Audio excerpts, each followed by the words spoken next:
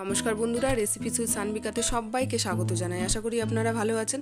আজকে আবারও চলে এসেছি দারুণ একটি মজাদার রেসিপি আপনাদের সাথে শেয়ার করতে। তো আজকে যে রেসিপিটি আপনাদের সাথে শেয়ার করব সেটি দেখার জন্য কিন্তু আপনাদের আমার সঙ্গে ভিডিওতে শেষ পর্যন্ত থাকতে হবে, তাহলে বুঝতে পারবেন কেমন করে আমি এটা করছি। তো আজকে আমি বিহারি স্টাইলের খাস্তা কচুরির ছাতুর কচুরি রেসিপি আপনাদের করে দেখাবো। তো আসুন তাহলে শুরু করি।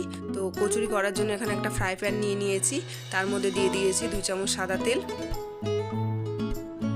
তেলটা গরম হলে এর মধ্যে আমি দিয়ে দিচ্ছি হিং, গোটা জিরে ফোড়নে দিচ্ছি, তারপরে দিচ্ছি মৌরি, কাঁচা লঙ্কা কুচি, আদা কুচি। আমি এগুলো কুচো করে কেটে নিয়েছি। এগুলো মুখে লাগলে খুব সুন্দর লাগে আর এর কচুরির গন্ধটাও খুব সুন্দর হয়।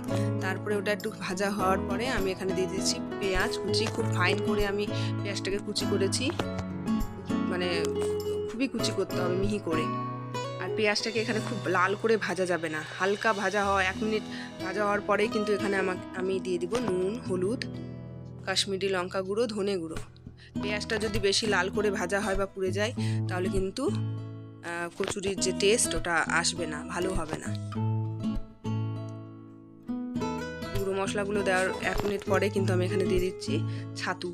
আমি এটা ছাতু দিয়ে করছি, আপনারা চাইলে মুগ ডাল দিয়ে করতে পারেন। খুবই সুন্দর হয় খেতে, আপনারা অবশ্যই একবার হলেও ট্রাই করে দেখবেন আমি যেমন করে করছি। এরকম ঝরঝরা হবে। তারপরে এটার মধ্যে দিয়ে দিচ্ছি কসুরি মেথি, ক্রাশ করে নিচ্ছি। তারপরে দিয়ে দেবো আমচুর পাউডার, তারপরে দিয়ে দিচ্ছি আমের আচার।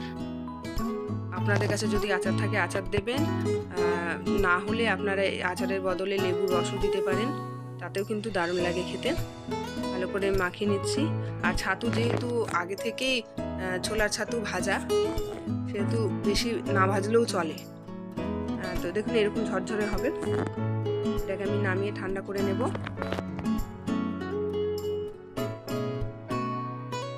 আর এই রেসিপিটা আপনাদের কেমন লাগে অবশ্যই আমাকে কমেন্টে জানাবেন। ভালো লাগলে একটা লাইক শেয়ার করবেন, আমার পাশে থাকবেন। তারপরে এটা আমি ঠান্ডা করতে দিলাম পুরটাকে। এরপরে নিয়ে নিচ্ছি আমি আটা। আমি 2 বাটি মতো আটা নিয়েছি এখানে, আপনারা চাইলে ময়দা দিয়েও এটা করতে পারেন। তারপরে ছোট বাটির 1 বাটি মতো সুজি নিয়েছি, দিয়ে দিচ্ছি নুন, জোয়ান 1 চামচ মতো, এটাকে একটু ক্রাশ করে দিচ্ছি। আমি কিন্তু আটার মধ্যেও নুন দিয়েছি, পুরের মধ্যেও নুন দিয়েছি, তাই আপনারা নুনটা একটু দেখে শুনে দেবেন। তারপরে দিয়ে দিচ্ছি 4 চামচ মতো ঘি। ঘি দিলে এই কচুরিটা আরও সুন্দর হয় খেতে, খুব খাস্তা হয়, ভালো লাগে খেতে। আপনারা ঘি যদি না দিতে চান তাহলে আপনারা সাদা তেলও দিতে পারেন।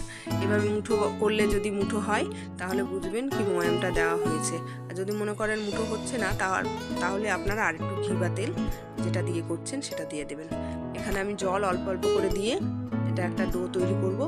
ডোটা খুব শক্ত হবে না, রুটি করার সময় যে ডোটা আমরা করি তেমনই করতে হবে। আর এটাকে রেস্টে রাখতে হবে, 15 থেকে 20 মিনিট মতো রেস্টে রাখতে হবে। আপনারা প্রথমে আটাটাও মেখে নিতে পারেন, পরে পুরটা করতে পারেন বা আগেও পুরটা করতে পারেন, কিন্তু আটাটা মেখে কিন্তু 15 থেকে 20 মিনিট আপনাদের রাখতেই হবে। দেখুন আমার হয়ে গেছে, কি সুন্দর সফট হয়ে গেছে। এবার আমি এটা থেকে লেচি কেটে নেব। দারুণ টেস্টি হয় খেতে, খুবই খাস্তা হয় খেতে। আপনারা অবশ্যই একবার হলেও ট্রাই করবেন। এই শীতে তো ভাজা পুরা খেতে খুব ভালো লাগে। তো এইভাবে করে কচুরি একবার করে দেখবেন, খুব ভালো লাগবে খেতে। তারপরে আমি ওই লেচিটাকে ভালো করে গোল করে নিয়ে এরকম বাটি একটা শেপ দিয়ে দিচ্ছি। আর মাঝখানেরটা কিন্তু একটু মোটা থাকবে, সাইডগুলো পাতলা থাকবে। শক্ত করে ডোটা করবেন না, তাহলে লেচি মানে কচুরি ভাজার সময় ফেটে যেতে পারে। এইভাবে করে পুরটাকে ভরে দিতে হবে। তো বেশি করে ভরছি আমি, ভরে নিয়ে তারপরে এটাকে আমি সাইড দিয়ে এভাবে করে মুড়ে দিচ্ছি। তারপরে এটাকে গোল করে নেব, এরকম ঘুরিয়ে ঘুরিয়ে গোল করে লাস্ট পোর্শনটা এরকম করে চাপা দিয়ে দেব। আর হাতের তালু দিয়ে একটু চাপা দিয়ে দিতে হবে, তাহলে পুরটা চারিদিকে ছড়িয়ে যাবে।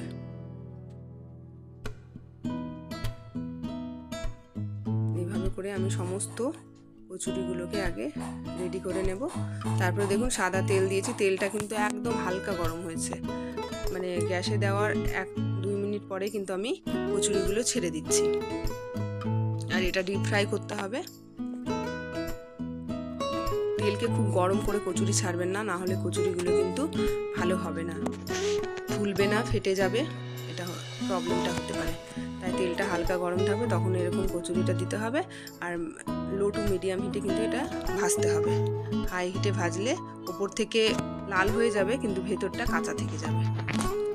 আমার কিন্তু কচুরি দেখুন কি সুন্দর ফুলে উঠেছে, দারুণ হয়েছে। এইভাবে করে আপনারা অবশ্যই আমি যেমন করে করলাম এইভাবে করে একবার ট্রাই করে দেখবেন, খুব ভালো লাগবে খেতে। আর আমার এই ভিডিওটা আপনাদের কেমন লাগলো, যদি ভালো লাগে তাহলে প্লিজ একটা লাইক শেয়ার করবেন। আর নতুন বন্ধুরা আমার পাশে থাকবেন, আমার চ্যানেলটিকে সাবস্ক্রাইব করে। আবার দেখা হবে নতুন আরেকটি ভিডিওতে। Thank you.